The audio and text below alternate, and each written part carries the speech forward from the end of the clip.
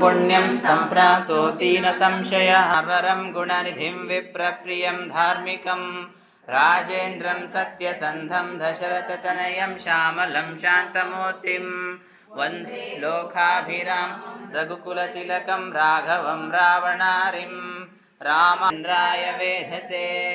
रघुनाथाय नाथाय सीताय पतये नमः। श्रीराम राम रघुनन्दन राम राम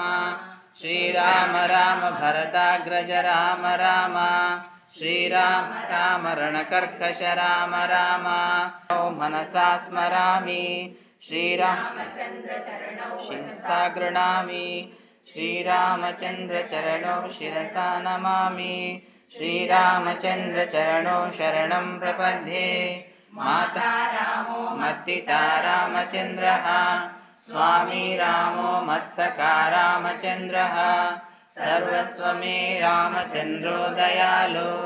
नान्यं जाने नैव जाने न जाने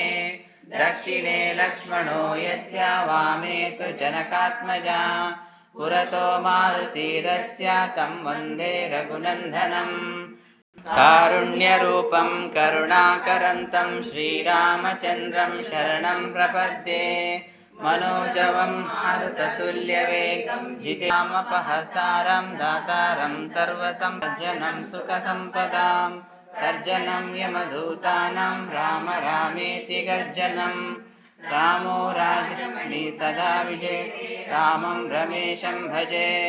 रामेणाभिहता निशाचरचमो रामाय